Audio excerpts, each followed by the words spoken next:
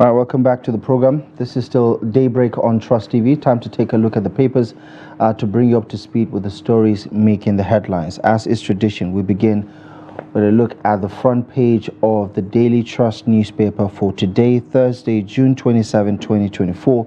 This is what it looks like. From the top, Nigeria borrowed 7.71 trillion naira in the first quarter of this year, according to the Debt Management Office. What does that say about our borrowing culture as well as trajectory? The debt ceiling itself is quite significant. But more importantly is what these monies are being used for, whether we're actually getting value for all of these indebtedness. 6 students drowned in Kaduna River after examinations. An unfortunate development there. You can follow this tragic development on page 23. Kenya's president drops tax hike after deadly unrest. And we did speak about this one, how the Kenyan youths have made their voices heard with regards to this piece of legislation. The big story on the front page of the Daily Trust newspaper today speaks to how the mining pit collapse in Niger State still has 30 trapped 3 weeks after the collapse happened. 4 mutilated bodies recovered in 2 days. Operation done manually, according to victims' families. All the more reasons why we need to look into this extractive industry and the gaps that continues to exist, leading to the death and destruction of lives and livelihood. There is no reason why 3 weeks after we still have people trapped in God knows what condition. But really unfortunate development there. Erufai sues Kaduna Assembly over 432 billion naira probe report. Man mobbed for stealing pot of rice in FCT council. Yeah, disturbing. Stealing is never an option, to be honest. Regardless of what the motivation is. Don't allow tribalism into your affairs, Sultan tells Nigerian army. More on these stories on the pages of the Daily Trust newspaper for today. Let's take a look at the Guardian newspaper now. It talks about the current situation of the economy. It says high cost of care hits public hospitals, uninsured patients. More on that on the cost of medication and other health services. A breakdown of it detailed on the pages of the Guardian newspaper. Northeast home to over 2 million uneducated children, according to the UNICEF. And Nigeria recorded 75,000 new HIV infections in 2023, according to NACA, which is a commission responsible for the control of the disease. Shadow of presidential aircraft hangs over NAS emergency seating today, as we're about to understand the scale of the supplementary budget that will be sent to the National Assembly. And cholera, Nigeria records 54 deaths, 1,579 cases in 32 states of the Federation. Naira depreciation adds 7.8 trillion naira to public debt in just 3 months. All right, let's get back to the studio here to discuss and review some of the top stories.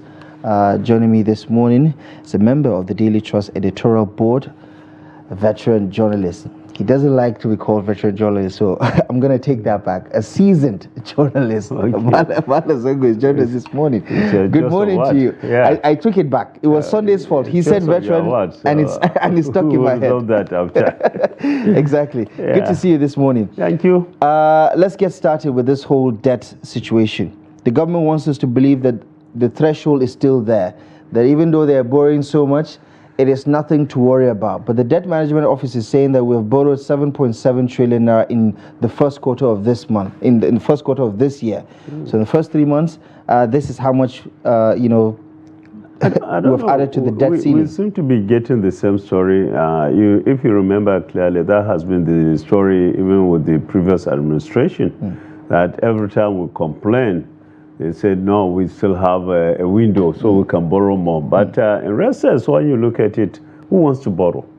The moment you say you're going to borrow in just a simple way, it means that you have a problem. So when are we going to break this cycle of borrowing? And more importantly is, what do we do with that money we borrow? Because the argument has always been that we build infrastructure. But look at our infrastructure. I think it's still way far behind. The rail system is still way behind. Not much is being heard about all those projects started during the previous administration. Apart from recently, they spoke about the Kaduna-Kano rail line. But there's supposed to be one from Port Harcourt to Maiduguri, and very numerous others. So that's number one. The number two, the electricity. Why is the Siemens project? Well, there are others. All they do so far is to increase our tariff. So and argue about it. So I think average Nigerian would be worried about this issue of borrowing every day and doesn't see anything on the ground. And sometimes the last one they said they borrowed, part of it is to fund the conditional or the social net projects. So we are going into recurrent expenditure, not really the capital one. So and that itself is a dangerous sign, isn't it? Exactly. So I think we need more explanation about this borrowing. Yeah. Okay. The debt management office does have a lot more details about the trajectory of the borrowing itself, and I must say that nothing can comfort you if you go into the details. Yeah, because they say part of yours, this ways and means. Yes, exactly. I don't know, but the money has been spent, so and we can see how it was spent up to now. All right.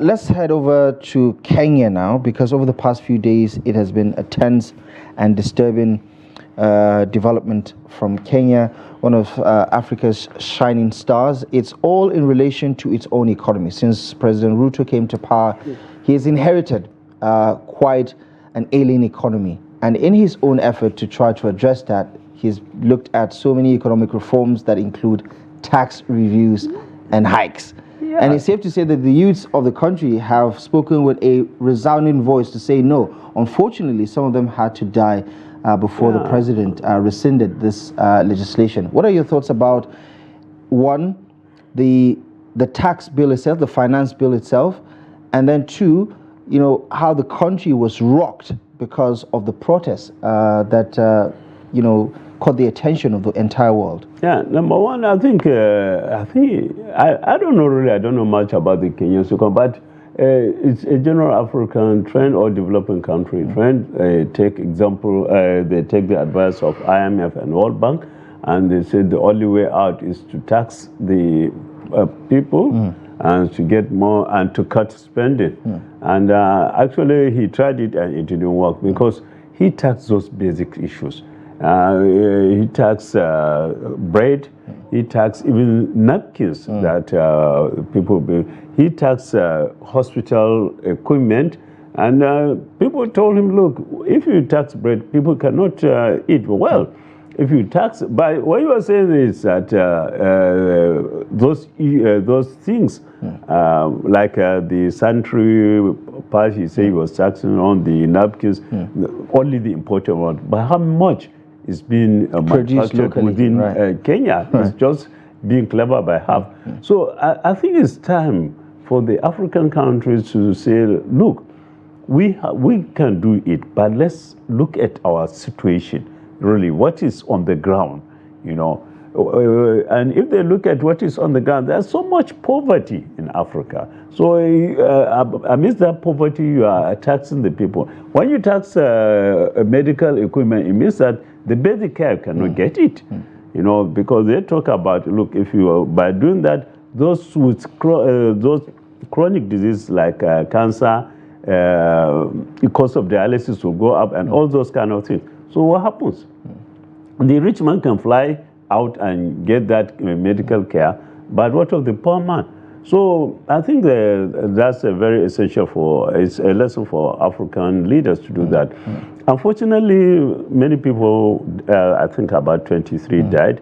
And from what I learned today, they will continue the protest today, because I saw flyers mobilizing, calling on news all over the country to come out. And so we haven't seen the end of it, unfortunately. And this kind of thing, to contain it, it needs a lot of tact. And I don't know, that enthusiasm they had, a new man, because he presented himself as the common man's man. So because of that, he even contested against the candidate of his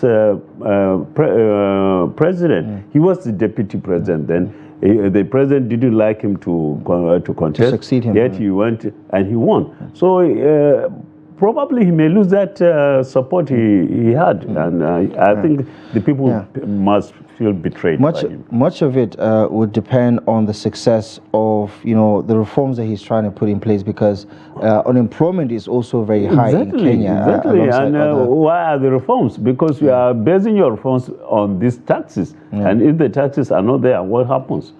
Okay. Let's head to Kaduna and Niger State, starting with the rescue mission, quote-unquote rescue mission of that pit collapse, the mining pit collapse in Niger State. 3 weeks later, 30 are still trapped underneath in God knows what condition. What do you make of the non-existent emergency services, especially when it comes to the extractive industry? It's a very sad, actually. It paints a very sad picture of us as a nation, having the human feeling. You remember, I think about 10 years ago, what happened in Chile? The country never slept until it got those miners out. And meanwhile, they were doing everything possible to keep them alive. But this one, I followed the story right from the word go. This was 400-meter deep pit. And from what I learned is that even at that time, they were using ladder to reach the bottom of the pit. So there was no proper equipment even for them to work. No talk of this. And you look at it 3 weeks after more than 30 people down, and nobody bothered. And they were left to their fate. I think it's callous. It's callous. I think the whole nation, the whole attention of the nation ought to have been brought to that. And whatever the circumstance, those responsible should have shown their concern. Look at what the spokesman of the ministry was saying. That look, we should just forget they are dead. They are dead. Period. It's quite. That in itself is just beyond sickening, and shows a lack of empathy. Exactly. There's no empathy. In Kaduna State, fresh take on the probe report that indicted former Governor Nasir El-Rufai and some of his officials. It's a circular, from Port Harcourt to Kano to now to Kaduna, and it will die because the way they take it, we'll never know the truth.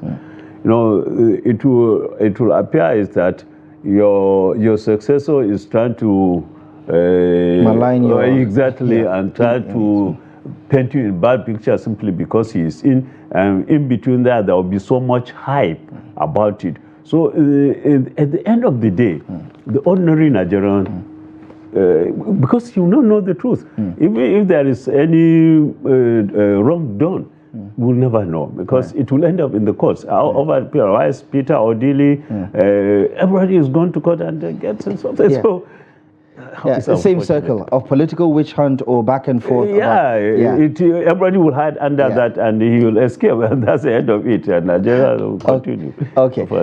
Miracle is a very impatient person, and he's telling me that we don't even have a few seconds to talk about the potential supplementary budget that the National Assembly is going to get today. The presidential jets might likely be featured in that. Unfortunately, many Nigerians will not be interested in that budget anymore, because they are talking of buying a fresh jet for the president. We finished the yacht, and now we are into jet. And yesterday there was a story how much was spent on purchase of tires. I don't know. Listen, There's a lot on the side of let's tax Nigerians more, whether it's through electricity tariff and all of that. There's very little on the part of cutting cost of governance, and that is where the point of the conversation is. Malam Zango, as always, thank you so much for joining us on the program. Really appreciate your analysis of some of these stories this morning. Thank you very much. Thank you most kindly. All right, and that is our show for you today. Thank you most kindly for making the time and for joining us on this edition of Daybreak. Let's do this again. We'll be back tomorrow live at 8, exclusive as always on Trust TV. Until then, my name is Abdullahi Ahmed. For myself and the rest of the team, thank you for your time and enjoy the rest of your day.